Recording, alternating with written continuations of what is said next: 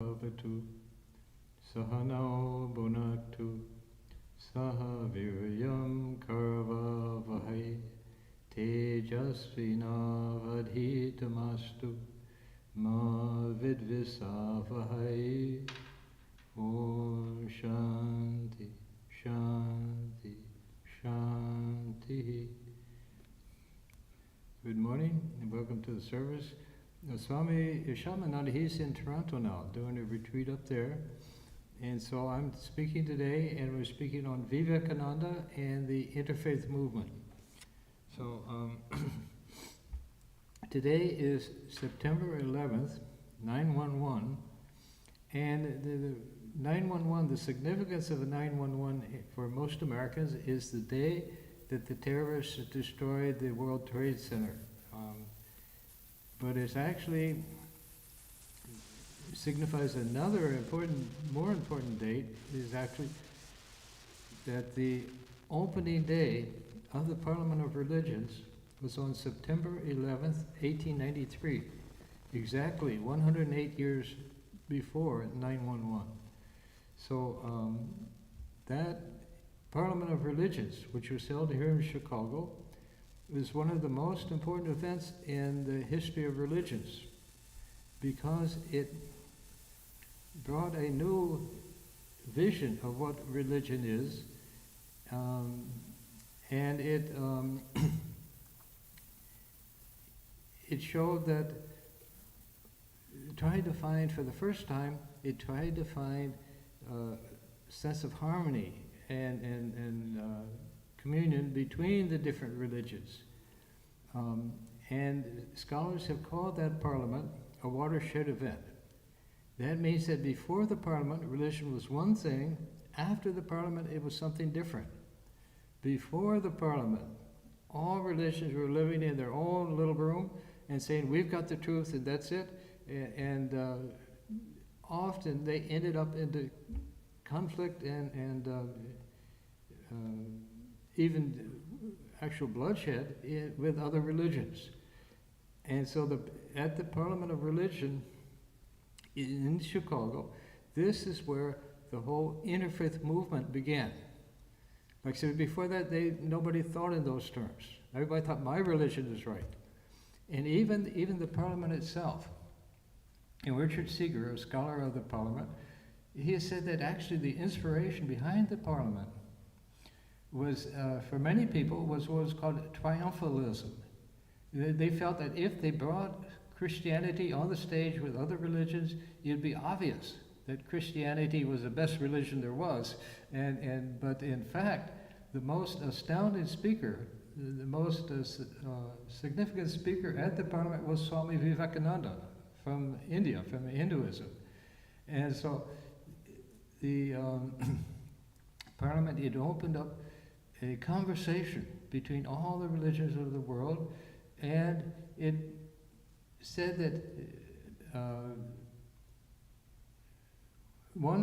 just one religion is not got the whole truth, that all the religions have the truth.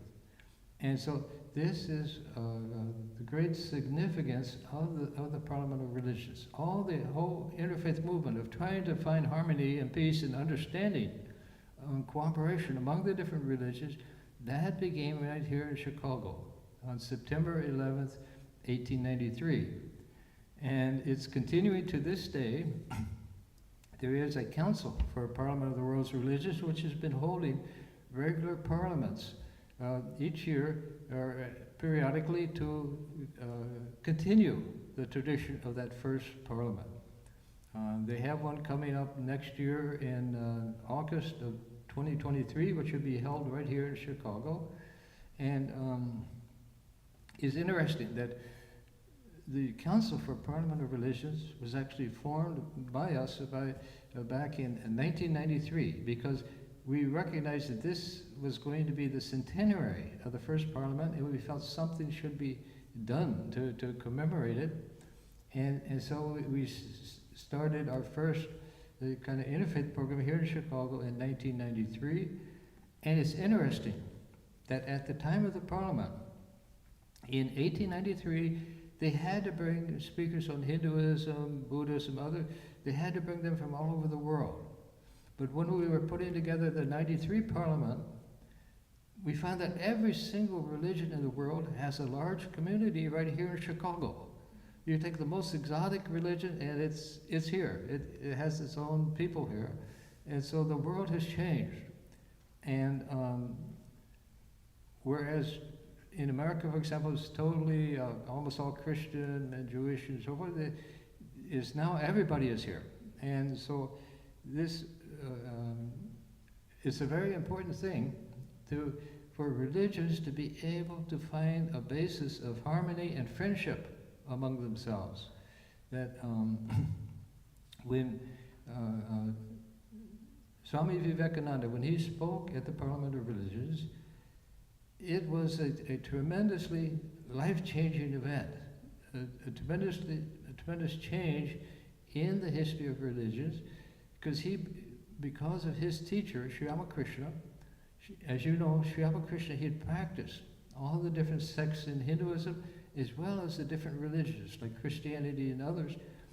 And he tried to realize God through each of the religions, and he found through his own experience that through any religion, if you follow it sincerely, you can realize God, that they all have truth in it. This is, like I said, this Parliament of Religion was probably the most significant event in the history of religions. You know, it's strange that all religions, they teach peace, love, brotherhood, kindness, but yet religions had been one of the greatest sources of the most bloodshed and the most horrible things that have gone on in human history. The Inquisition, the way they have persecuted, one religion has persecuted another, is just, they do the most terrible things because they say, well, I'm doing it in the name of God. But anybody who understands religions realize that religion brings peace, it brings love, it brings understanding and not conflict and bloodshed. So, like I said, this Parliament that was held on September 11th, 1893, this was opened the door to this whole new vision of what the religions were like and how they could get along with each other. Now, and it's interesting, you know, things run in cycles. It's interesting that the Interfaith Harmony, it began at the Parliament in September 11th, 1893, and one of the worst examples of disharmony among religions happened here in 9/11, when the terrorists destroyed the World Trade Centers. So you see how things tend to run kind of in cycles. But now, as I mentioned, that Swami Vivekananda, his talk was probably the most significant thing in the whole Parliament. And all of you are familiar with Sisters and Brothers of America, but not everybody has actually read the whole talk. So I'm going to read now his actual talk that he gave at that first address. And this is, it was given at the World's Parliament of Religions on 11th of September, 1893. And he said, "Sisters and brothers of America, it fills my heart with joy unspeakable to rise in response to the warm and cordial welcome which you have given us. I thank you in the name of the most ancient order of monks in the world. I thank you in the name of the mother of religions. I thank you in the name of millions and millions of Hindus, people of all classes and sects. My thanks also to some of the speakers on the platform who, referring to the delegates from the Orient, have told you that these men from far-off nations may well claim the honor of bearing to different lands the idea of toleration. I am proud to belong to a religion which has taught the world both tolerance and universal acceptance. We believe not only in universal toleration, but we accept all religions as true. I am proud to belong to a nation which has sheltered the persecuted and the refugees of all religions and all nations on the earth. I'm proud to tell you that we have gathered into our bosom the purest remnant of the Israelites, who came to southern India and took refuge with us in the very year in which their holy temple was shattered to pieces by Roman tyranny. I am proud to belong to a religion which has sheltered and is still fostering the remnant of the grand Zoroastrian nation. I will quote to you, brethren, a few lines from a hymn which I remember to have repeated from my earliest boyhood, which is every day repeated by millions of human beings. It is as the different streams, having their sources in different places, all mingle their water in the sea, so, O Lord, the different paths which men take through different tendencies, various though they appear, crooked or straight, they all lead to Thee. The present convention, which is one of the most august assemblies ever held, is in itself a vindication, a declaration to the world of the wonderful doctrine preached in the Gita, that whosoever comes to me, through whatsoever form, I reach him. All men are struggling through paths which in the end lead to me. Sectarianism, bigotry, and its horrible descendant fanaticism have long possessed this beautiful earth. They have filled the earth with violence, drenched it often and often with human blood, destroyed civilization, and sent whole nations to despair. Had it not been for these horrible demons, human society would be far more advanced than it is now. But their time has come, and I fervently hope that the bell that tolled this morning in honor of this convention may be the death knell for all fanaticism, all persecutions with the sword or with the pen, and of all uncharitable feelings between persons wending their way to the same goal. So this was the entirety of his first talk at the Parliament of Religion. And you remember what a tremendous effect it had. When he said, "Sisters and brothers of America," the whole 7,000 people, they stood up and applauded. The reason for this is not the words. The reasons why this particular speech is had such an effect over the years is not because of the words, but because of the tremendous amount of spiritual power behind it. That Swami Vivekananda's teacher was Sri Ramakrishna, who had realized God, who communed with God daily, constantly, intensely throughout his life, and who had discovered through direct experience everything there was to know about religion. And then Swami Vivekananda himself practiced tremendous austerities for years. That after Sri Ramakrishna passed away, he went wandering through India, through all the parts of India, practicing sadhana, practicing spiritual practices, and particularly trying to find what his mission was from Sri Ramakrishna, what he was meant to do. And eventually, he came across a newspaper article about the Parliament of Religions in Chicago, and he told his brother monk, Swami Varadananda, he said, "Brother, this Parliament is being organized for me.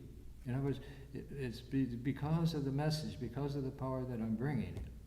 Now, we don't kind of understand, we don't see necessarily spiritual power, but it's actually the greatest force in the world. Usually when you look at history, you get the story of the kings and the conquerors and the great kind of political leaders and so forth. But the greatest power in the world has been the avatars, the spiritual teachers. Because not only are they get their place in history, but they bring a force into the world which has uplifted literally millions of people, or for hundreds and hundreds of years has lifted and guided hundreds of people. They bring a light into the world. And Swami Vivekananda, in one place, he said that if it had not been for these great souls, for these God men and so on, that the world wouldn't be existing. The world would have descended to the level of the brutes, because we would think that we're only animals with no sense of anything higher than just physical existence.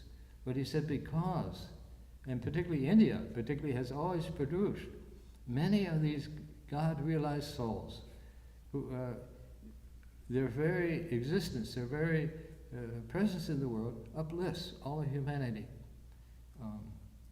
The state of the world that we live in is actually the sum total of the state of consciousness of all the people living in the world. So if people are good, we have a heaven. If people are bad, we have a hell. But it's all has a source in the state of the consciousness of people. And Swami Vivekananda, because of this tremendous kind of spiritual practices, spiritual power behind what he said, those words, sisters and brothers of America, had the capacity to uplift all of humanity. It had to uplift to show them a kind of a higher view of things. And we've seen that after he spoke, like I said, the world was a different place. The whole attitude, the whole understanding of religion and of God was in a different place. And it opened up a much broader thing of universal acceptance. Now, interfaith harmony doesn't mean having just one religion, having everybody say, we believe in the same thing, the same kind of universal religion. Rather, it recognizes unity and diversity. It recognizes that you have all the different religions. Each one is serving its own purpose, and each one has a value and can serve the people who are attracted to it. And so, and this universality, this understanding, this universal understanding was particularly notable in Sri Ramakrishna and in Hinduism, you could say, because there was a story once that there was a Christian minister that he was preaching to a crowd and he was degrading the Hindu gods and goddesses and so forth. And so then Swami Premananda, Ramakrishna's disciple, he was in the crowd, and so he started chanting Hari Bol, Hari Bol, and the whole crowd picked it up, and they kind of drowned out the minister who was tearing down their religion. But then later on, Sri Ramakrishna scolded him. He said, "Why did you do that? Don't you realize that he was also doing the Lord's work?" You know, every one of us is an attempt to express that inner divinity that's within us. Each one of us is doing it according to our own understanding, our own development, and so forth. So this idea of toleration is fundamental to Hinduism, because Hinduism is based on spirituality. It's not based on dogma, that you believe certain things because it's in a book, but that God is something that has to be experienced, is a living reality. And this is what Hinduism particularly has brought into the world, is religion as spirituality. Not just going to church or listening to sermons and things like that, but actually being able to become aware of the divine presence that's there underlying everything. And it's out of spirituality. This is the basis of harmony of religions. There are two aspects of religions. There's the core of religion, which is going to God, and there is the secondary element of all the scriptures, the rituals, the practices, the beliefs, and so forth. What do we call it? The theology and all this. The secondary. Now, in the core, spirituality is the core of religion. And in the core of religion, anybody who has experienced it has no conflict with anybody else. They see that the one self is there. It's manifesting through everything And so they have no problems with other people, other religions. But when you look at the secondary elements, like the theology, the practices, and beliefs and so forth, then you see every religion is different. And when you think of my religion as only as my religion, my organization, then you see I'm different than that religion. And then there's conflict. But if they can understand that there's the one universal God, the one universal spirituality underlying all the religions, then you have a basis for peace, for understanding and cooperation. And like I said, it's unfortunate when religions focus entirely on the secondary elements, which is the church as their organization, then it leads to conflict with other churches, with other organizations. It's only when they have that inner spiritual grasp of things that you can truly have harmony. And you can truly have harmony in the whole world. If you understand that the divine itself is appearing, manifesting in all the different beings, good or bad, whatever, then you'll find that you develop an attitude of kind of universal worship, a universal appreciation for the sacredness of all life. And so bringing in the interfaith movement into the world, like I said, was a very significant event in the history of religions. And it has its source ultimately in Sri Ramakrishna's spirituality and Swami Vivekananda's spirituality, in their direct understanding and grasp of the reality, the truth of things that it grew out of. And so, as I mentioned at the beginning, that normally Americans, they think 9/11, they think of the World Trade Centers. But actually 9/11, 1893, that was, like I said, even more important because it was a major event, a major transformation in the whole approach towards religion, and hopefully, gradually, it will end. As Swami Vivekananda said, it will end all persecution with the sword or with the pen, all ill-feeling between people who are ultimately wending the way to the same goal. Everybody is seeking God, consciously or unconsciously. We're all seeking God, but we don't realize it, and we don't realize the underlying unity of things that's there, the underlying oneness of things, and therefore we see ourselves as individuals separate from everything else, everybody else, and most people, we tend to think, well, my opinions are right and your opinions are wrong. And this then leads to judgmentalism, leads to the constant conflict, argument and conflict that eventually can lead to actual persecution. And all of this started at the Parliament of Religions, and like I said, Swami Vivekananda, he was the key figure at the Parliament, the most important of all the speakers. His words influenced not only the interfaith movement, but it also went back, it influenced India too, had a tremendous impact there. Because India had been under British rule, and they had been taught to feel that all their religion, all their ideas were inferior to the advanced British civilization. And so they lost confidence and faith in what they had.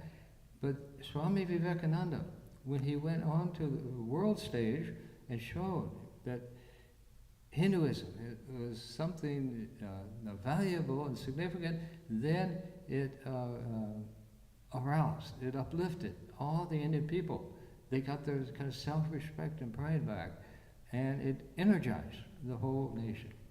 And that's what, when you look at Swami Vivekananda's life, it seems like everywhere he turns his attention to, things changed.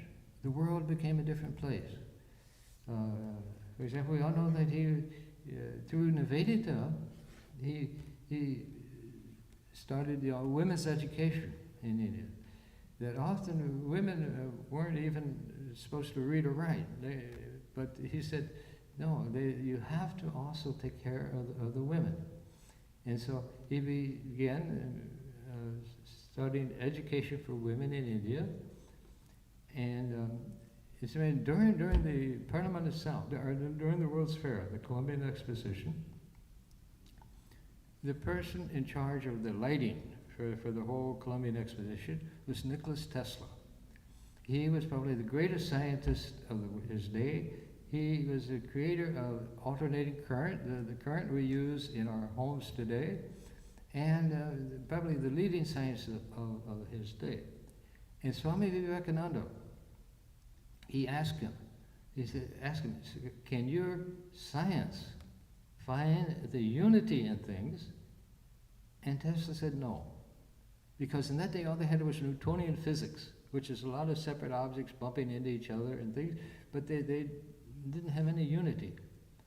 But yet, just 10 years later, Einstein came up with his theory of relativity and changed the whole way we look at things. And then science began to actually find the unity of things. And now that's evolved into quantum mechanics and things, and they're realizing the importance of consciousness as the source of everything. And what they're saying now, what the scientists are saying now, is same thing that the mystics and the Hindus, the spirituality, have been saying for ages, is that there is a unity there coming out of the one universal consciousness, Satchidananda, existence, consciousness, and bliss. And so we see how science, which was totally materialistic in 1893, has evolved into something very exactly the same as what the spiritual teachers have been saying. And so, in this way, another case, Swami Vivekananda, on one of his cruises, he met a very rich merchant named Tata, and he told him, he said, what India needs is not more kind of merchants, it needs industry. And so, as you all know, Tata industry has become the major industry in India. So in this way, whatever Swami, wherever he focused, because of this tremendous spiritual power that he had within him and that he had behind him, things changed. The world changed. And so in the Parliament itself, he was the most kind of clear speaker for finding the basis of harmony among the religions. And but behind his words, behind what he said, there was this tremendous push that he gave to things, this tremendous spiritual push that he gave to the Interfaith movement. And so that is going on to today. Like I said, in 1993, we had the first celebrations, commemoration of the original Parliament, and regular observances are being held every 4 or 5 years. And next one will be here in Chicago in 2023. And but all across society, people are looking at ways to find harmony, but they're also looking at ways to fight it. It's whenever a new idea comes into the world, it always meets with resistance. People are used to thinking the old way, and they react against it. They reject it, and we see this going on too. Perfect example is in the 911, where we saw the worst example of interfaith disharmony that you could imagine, and also in society and politics too, particularly nowadays. So there are, we all have, Swami Vivekananda has said that everyone is divine, has divinity within it, and the whole purpose of life is to uncover that divine element, that divine presence within yourself, and then to express that into the world. We can become good or we can become bad, and sometimes we want to be good, but we accidentally do bad, and so forth. But when what we're doing is coming out of spiritual reality, then everything will be for the best, because it's attuned, it's in harmony with the entire universe. You see, everything within the universe is connected, including us, and it all is kind of working together. So, so as we said that Swami Vivekananda, he introduced not just a speech, not just a talk, but he introduced a new spiritual force into the world, and because of that spiritual force, the Interfaith movement is going to succeed. It's got momentum. It's got drive, and it's going to be more and more prevalent. And it's such a simple thing. You know, when we were going around trying to promote the idea of harmony, you know, interfaith movement, everybody would say, "Oh yeah, sure, that's a great idea." But when you need to appreciate it, that the basis of interfaith harmony is so simple. We can all have different opinions, but we can still be friends. That's all. That's all you need. Is I can believe my belief and you can believe your belief, but we don't have to fight each other. We don't have to blame each other. You know, that you're going to hell and so forth. That we can still be friends. And this is where the real problem, it's kind of in interfaith harmony, is the natural tendency of human nature to divide things into us and them. I'm this is my people, this is my group. You're not my group, you're not one of us, you're outside, and so you're somebody, and potentially you're an enemy. And this goes back, this is kind of in our genes, because in the old days when people, they lived in like tribes and clans and so forth, a stranger represented a potential threat, that they might be an enemy, and so there was a caution about it. But basically it says that this is us and you're not us, so you're outside of that. You're not a part of our family. You're not part of our group. And as long as we see ourselves as individuals separate from everything else, then we tend to see everything else as separate. That this is my religion, this is your religion, but you're not my religion, therefore you're wrong.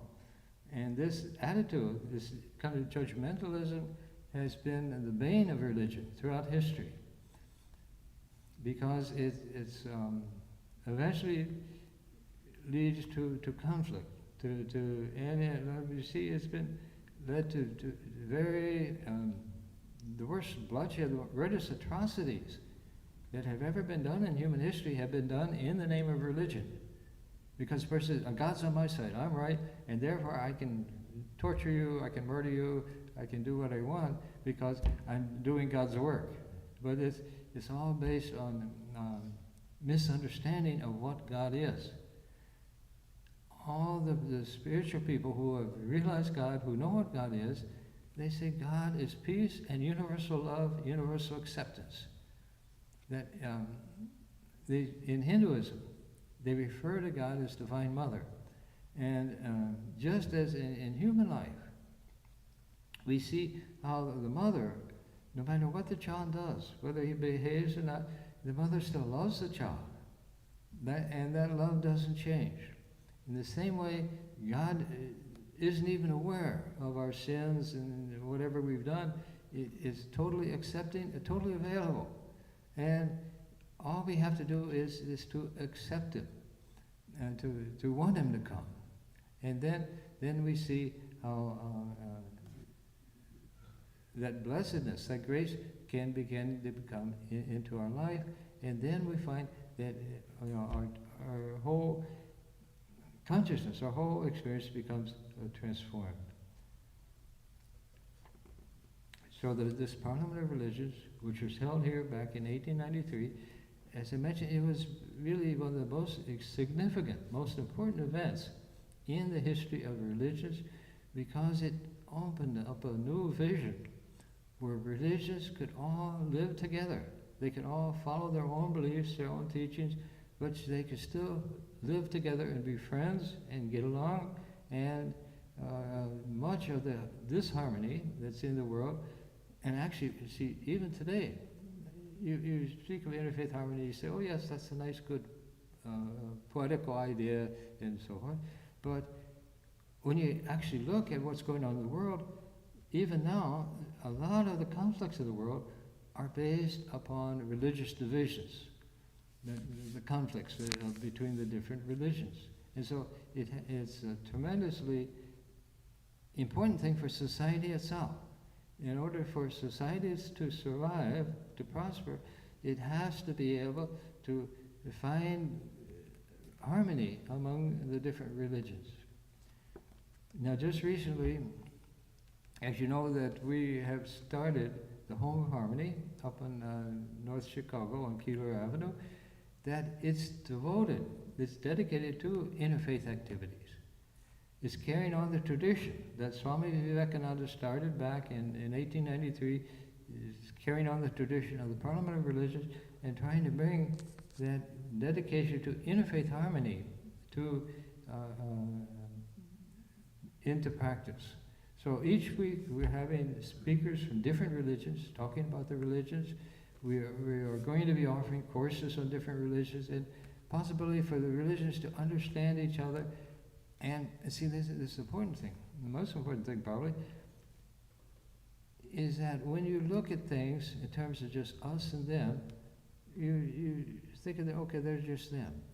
But when you know somebody in another religion and you realize they're a person, they're just like you, they're a human being, just like you, not much different, then you find a common ground where you can appreciate each other. Is when we shut a group of people, a particular religion, out, when we shut them out from our group, from us, then we tend to just see them all and just, oh, they're them, they're there. But when we realize that they're people, just like us, then we can find a basis of getting along with each other. And so this is one of the most important movements going on today is the interfaith movement, and it's one reason it's prospering, I think, is because of that great spiritual push that Swami Vivekananda gave to it. His speech wasn't just a speech. It wasn't just a talk or words. It was the tremendous inflow of spiritual light into the world, and that spiritual light has the capacity to change things, to transform things, to lift consciousness. And we trace Ramakrishna order. We go back to Swami Vivekananda, and we trace our origin and our tradition back to Sri Ramakrishna and Swami Vivekananda. And we are carrying on those ideals throughout our activities of trying to make religion something that's open to everybody, and trying to appreciate that everybody, as Swami Vivekananda said, all the different rivers, they have their sources in different places, they wind their way different ways, but they all end up into the sea. In the same way, we are all moving towards the Lord. And this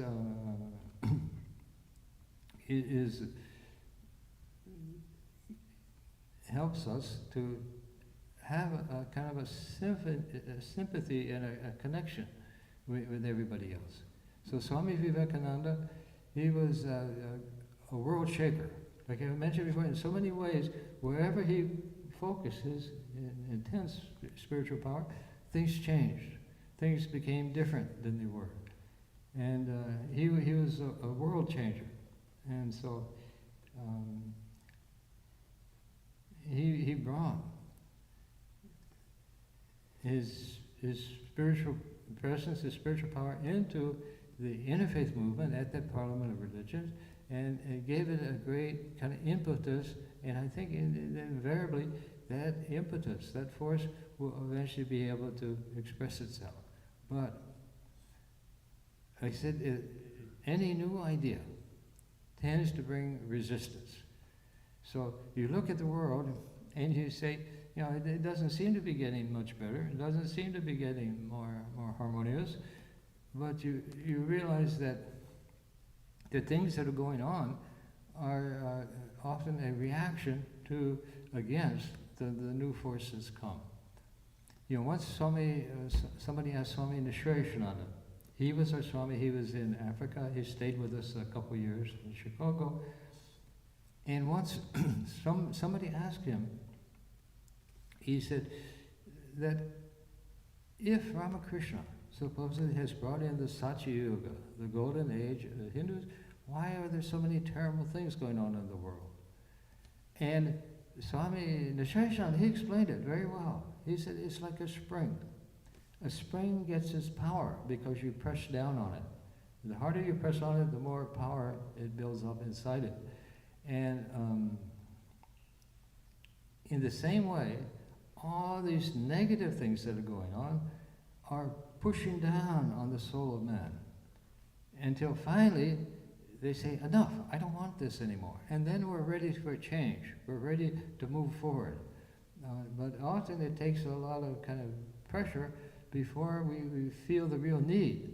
You know, for most people, religion is something you do when you're kind of finished with your life. In old age, you don't much worry about it earlier. But when many people don't become actually spiritual until they've gone through some kind of tragedy, some kind of misfortune, or some kind of situation where you don't know how to handle it. And then you're open to higher power. In the same way that all the negative things going on in the world are part of the process. In the sense that is pushing down, is so that deep down within the we realize that I don't want disharmony anymore. I want harmony. And when we really have that urge, we really want it, then it comes. Then it will manifest. So no doubt there will be continued conflicts and things going on, but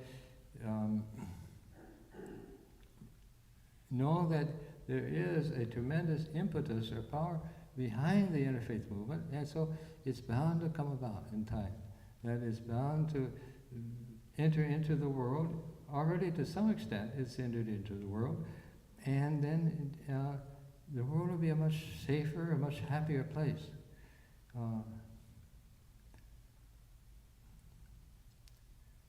So Swami Vivekananda, at the Parliament of Religions, he opened a bridge of communication between the United States and India, between the East and the West. He said once in one place, he said he'd traveled all over India. He'd seen all the poverty and things that were there. And then he came to America. He came to the Columbian Exposition. He toured the Columbian Exposition, which showed all the wonders of American technology, of all the new developments that have come, and the amazing things that had been done. And he said in one place, he said that India has a beautiful jewel, the jewel of her spirituality, but it's lying in the mud. But he said in the West, they have a beautiful chest, but it's empty inside. He said you need to have both. You need to have the spirituality of the East, of India, but also the material advancement, technology and so forth of the West. He said you can't teach religion to a hungry man. First you have to feed him. First you have to take care of his physical needs, then he may be ready for religion. So he said, you can't just ignore one or the other. If you have only spirituality, you'll produce some great saints and you'll create an overall spiritual atmosphere, but physically the people will live in poverty, ignorance. Whereas if you have only the technology development, like we have here, but you don't have any underlying substance to it, the individual doesn't have any inner substance to rely on, then it becomes meaningless. Like so many people, they've made their $1 million, they've achieved all kinds of success in the world, and then they find it's empty. They're still not happy. It didn't bring them the happiness that they thought it would, and then they're disappointed. So in the same way, if you forget God, you forget the spiritual, and live totally on the physical, you eventually kind of run to a dead end. So you need both. The bird needs, as he said, the bird needs both wings to fly. You need the spiritual, the inner spiritual development, and you need the outer physical perfection. When the two go together, then we can make this world a heaven on earth. You know, this is Swami Varadananda.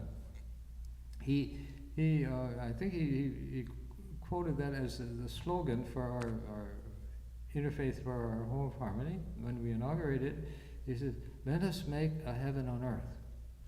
We have that capacity because the earth, the state of the earth is the result of the state of our consciousness. If people are good, then you'll have a heaven. It'll be a wonderful place. If people are bad, then you have a terrible place. Life becomes a hell. And so, like that, I used to think, when I was younger, I used to think that one day we would have the science and the technology to solve all the world's problems. But then later on I realized that the problem, we have the science and technology, we have plenty of technology, but the problems are spiritual, basically greed. If you look at any poor country, there's usually a small class of very rich people who then grab everything that's coming into the country.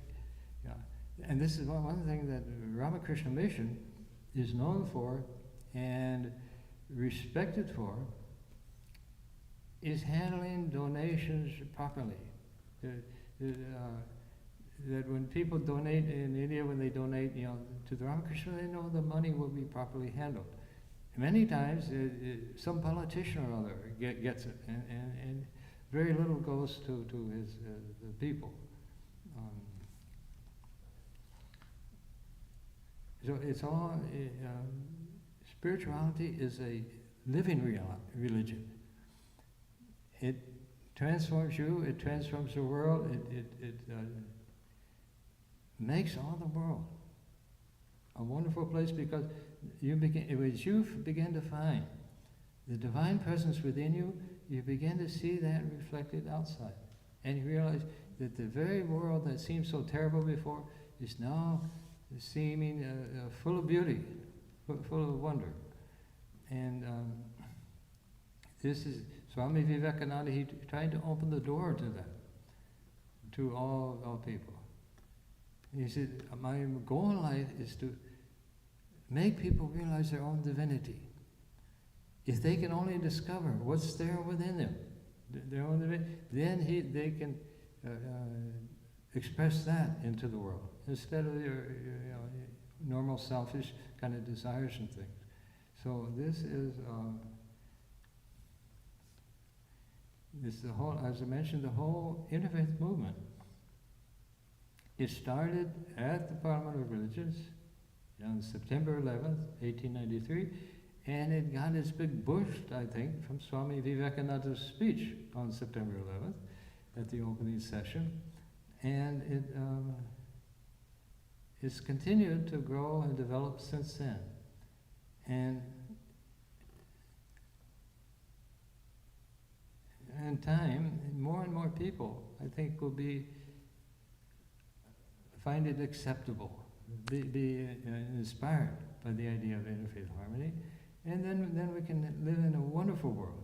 We can, so much of the conflict and terrible things going on right now are due to religious conflicts, religious differences, and persecutions and all kinds of things have gone on in the name of religions throughout the century.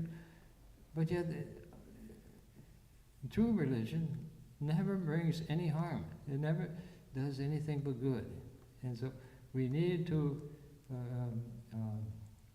just realize that. And there is an aspect of human nature called judgmentalism. We tend to look at another person and we say, oh, that person's a bad person. And then we kind of delegate into being bad. And we think, oh, that person's bad, he should be punished, he should be suffer. But true religion, it doesn't bring any sense. It brings only a spirit of love and forgiveness and acceptance. It does, to a truly spiritual person, it doesn't even occur to want to do harm to anyone. And the same way, anyone who truly understands what God is, what religion is, it won't realizes that this God of hatred, of violence, of bloodshed, this isn't God. This is coming from the human ego. God has nothing to do with it. And so we're all on the journey to God. As Swami Vivekananda said, we're all making the journey to the ocean.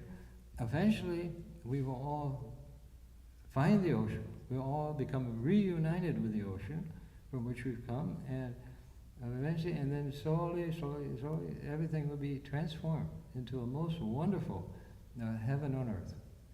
So this parliament of religion and this interfaith movement is not just about religion, it's actually about the whole of human nature and human society. And the great teachers like Sri Ramakrishna, Swami Vivekananda, they are the ones who really show us the way. That, and they not only show us the way, but they bring a force into the world which makes it possible for us to find the world. You know, Sri Ramakrishna in one place, he said, I've removed all the obstacles. I've removed all you have to do, all people have to do now is just walk through the door. You know, it's there, it's readily available. And I've read in other places that right now, realization is actually 1,000 times more possible than at any other time in history, because the whole level of human consciousness has elevated to a certain point. So, and also Swami Sri Ramakrishna say the purpose of life is to see God, not just talk about God or you know, go to church and things like that, but to actually experience God as a living reality, because this is what religion is ultimately all about, and this is where you get the benefits of religion. This is where you get the satisfaction, the joy that comes from religion, is through your own kind of realization. So Swami Vivekananda, he had a great mission which was given to him by Sri Ramakrishna, and then that mission was fulfilled, or took place in at the Parliament of Religions in 1893, and that Parliament, I said, really opened the door. It opened things to a new and a better world. So I thank you all for coming. Om Purnamada Purnamidam Purnat Purnamadachyate Purnasya Purnamadaya Purnameva Vasishyate Om Shanti